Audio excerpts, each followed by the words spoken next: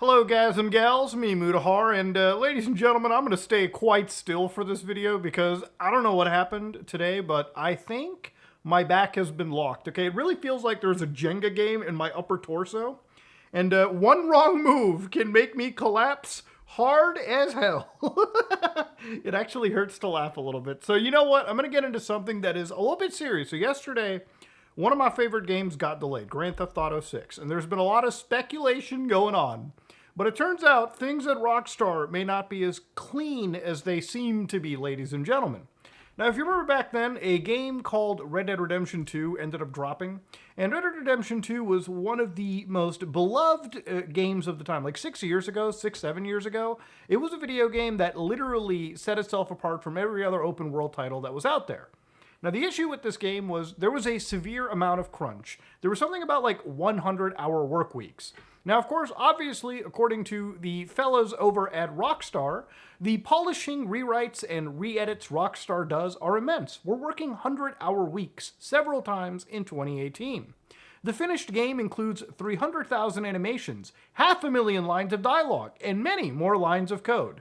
And look, nobody is actually denying any of this, right? And obviously, even when it comes to the company, they straight up say, we don't expect anybody to work that way.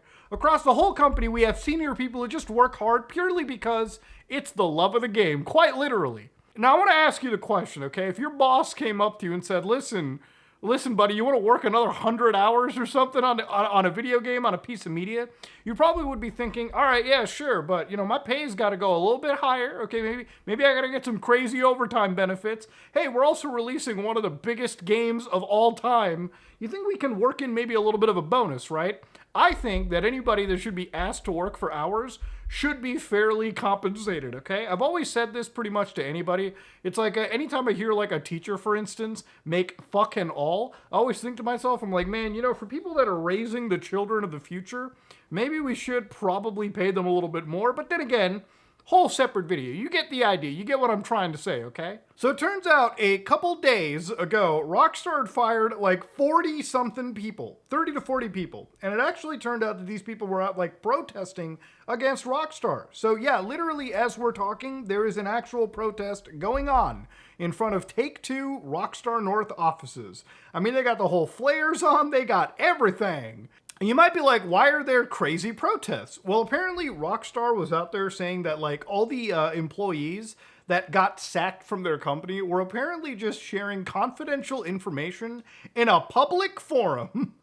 Now, what kind of confidential information? You would think that maybe we were seeing like leaks of GTA 6 or other Rockstar projects. But in reality, it doesn't seem to be that way. Now, again, I don't like to sit down and glaze Rockstar because at the end of the day, like, even though they made probably some of my most favorite games ever made, like, I'll be completely real with you. The reason the story is super duper important to me is when I think about GTA as a game franchise, it's not just a game franchise for me. Like, I probably wouldn't even have been making YouTube videos if it wasn't for the passion of creepypastas that was, you know, infiltrated into my body and soul by just watching those like 17, 18-year-old like Bigfoot hunting videos in San Andreas, okay? Like that idea has always kind of stuck with me. And it's one of the reasons why I stuck around and actually made content. GTA is a very, very important thing for me. Not just a video game, but probably one of the pillars of inspiration for me even making content on the internet. So obviously, I want the well-being of the people that make some of my most favorite content to be, you know, living well, right? Like, I don't want these guys to be fucking treated like dog shit by a company that, you know, at the top level, I'll be completely real with you, I think Rockstar and Take-Two at the top are mostly concerned with like the amount of monetization they can get away with in GTA or any other video game. If Rockstar at the top truly had the passion that Rockstar the body has, the developers and the artists and the writers at the core, I don't think games like Red Dead Redemption 2 would have been abandoned so shortly after its release cycle.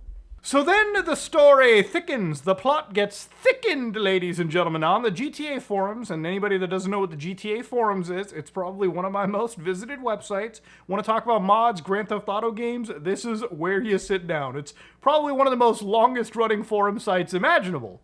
But there was a post by a guy called Organize, who was actually confirmed to be real by one of the administrators, Spider Vice. Before anybody piles on them, this has been confirmed with me. So I want to kind of read this. Hey everybody, Rockstar employee of many years here. Understandably, I want to remain anonymous due to retaliation from the company. I may be willing to verify I'm an employee with Spider Vice. I am also a member of the union. I have been reading a lot of discussion on here and elsewhere about the firing of more than 34 of my colleagues last week. So 31 in the UK, 3 in Canada, and have seen a lot of disinformation and lies that are really concerning. Particularly concerning how so many folks are willing to believe the company's excuses. The excuses that these guys were leaking confidential information, which I want to remind you, before you jump to Rockstar's defenses, confidential info doesn't have to be just GTA 6 shit. It could literally be about the company's practices. So again, last week, my colleagues who were in the studio were each individually messaged by HR for a short, friendly meeting under the guise of, hey, are you free for a quick chat? Now, if you ever get that message from HR, it could either be the most fucking inconsequential thing or this. It really is just one or the other.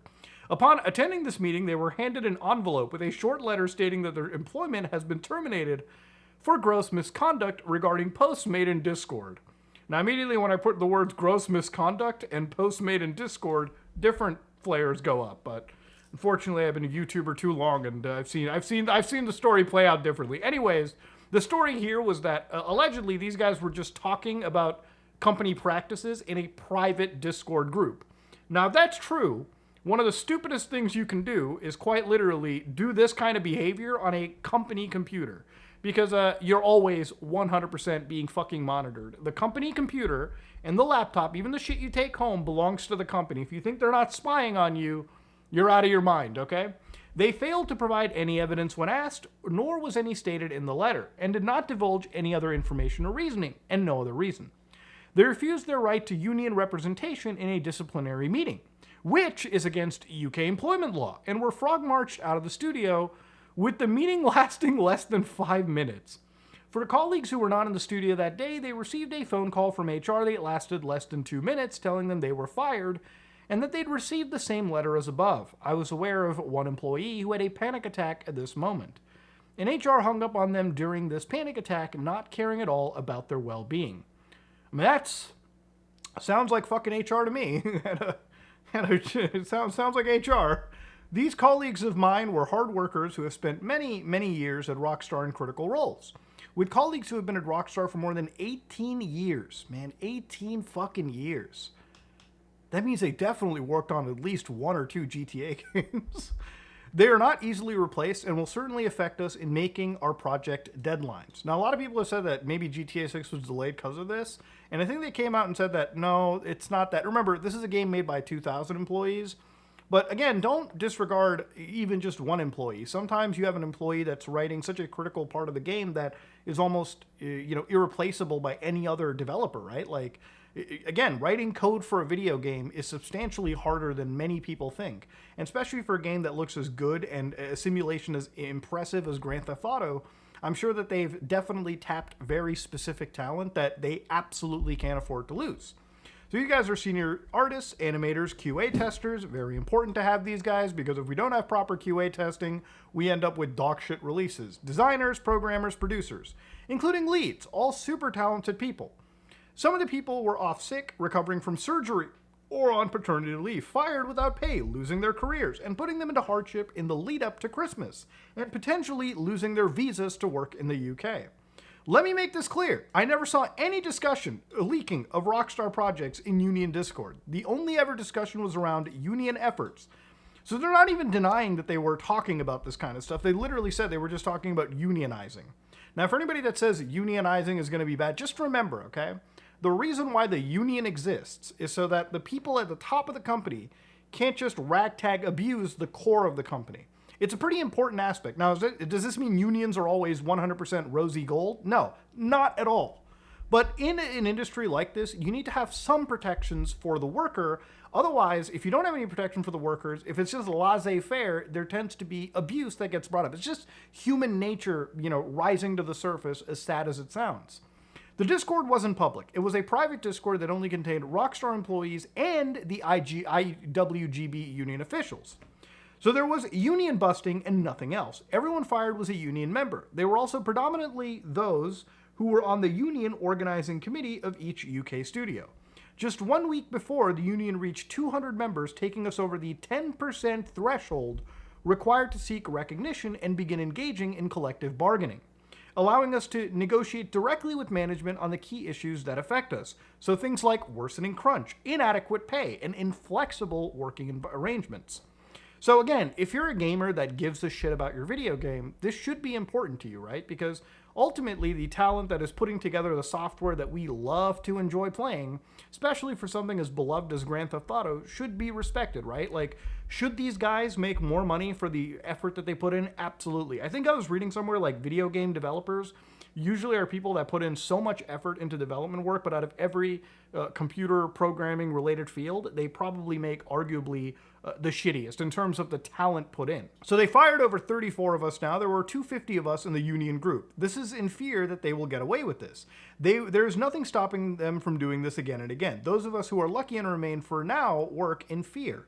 Fearful when talking to each other at the tea prep, fearful that we're next in line and easily got rid of. Too scared to go out the studio or talk to our colleagues outside, protesting in fear of reprisals. Morale in the studio is at rock bottom, which is so wild considering these guys are on the cusp of releasing the most anticipated video game, let alone media piece in forever, which is truly heartbreaking. As for us in the union, all of our ambition was to make Rockstar a happier, fairer, safer, and more equitable place for all. That's it. What has happened clearly shows that we care more about the well-being of our colleagues at Rockstar than the company does. And I'm imagining the company here means the upper brass of Rockstar, and even like just Take-Two in general, right? Like their actual publisher. The union remains unbowed and is fighting to win the reinstatement of every member that has been dismissed. The fight is critical. If Rockstar can get away with this, they'll keep treating our workers with disdain, disrespect, and subjecting them to continued illegal treatment. Now, of course, obviously, this is a fucking huge situation, right? And look, the thing about it is, I don't doubt that this might even have had an issue with that delay to begin with, right? I think that there's something seriously wrong at Rockstar when it comes to GTA 6. You know, either the game is just so big that they need this much polish time, or maybe there is just legit trouble in paradise, which reading this is what it sounds like. So I don't necessarily believe anybody that says this doesn't have like any play into it. Obviously, a shakeup like this at a company is going to cause some schisms that ripple throughout the entire process. And look, I think if it's one thing that you guys can understand is that it's not Rockstar at the top that has ever led it to where it's Rockstar as a whole. You know, if we were just going to go with the idea that the top guys are the most important people, like everyone always says, like, I think it's like Sam leaves the company, therefore the writing is shit. Dog, when people leave the company at the top and they go off and make their own projects like Mind's Eye, sometimes that project can be dog shit, as we've seen. Sometimes it can be great. But the thing is, ultimately, these are games, and it's not just Rockstar. It could be any video. It could be EA. It could be any company that we're passionate about. You know, out of all the AAA developers, I think, understandably, most of you guys watching will probably say, like, Grand Theft Auto. Rockstar is one of the last few AAA publishers that has kind of earned and kept their pedigree, right? Like, granted, they made really shitty decisions, right?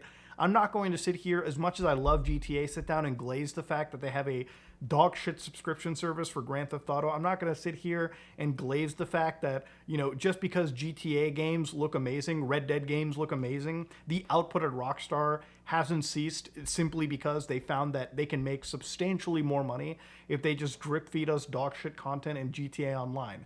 I played GTA Online, never spent any money in the shark cards, but it turns out there's an entire economy of whales who just love buying dog shit. Look, at the end of the day, ladies and gentlemen, there is some issues going on at Rockstar. And look, at the end, this video wouldn't be important to me if it wasn't the fact that I have such good memories with Grand Theft Auto.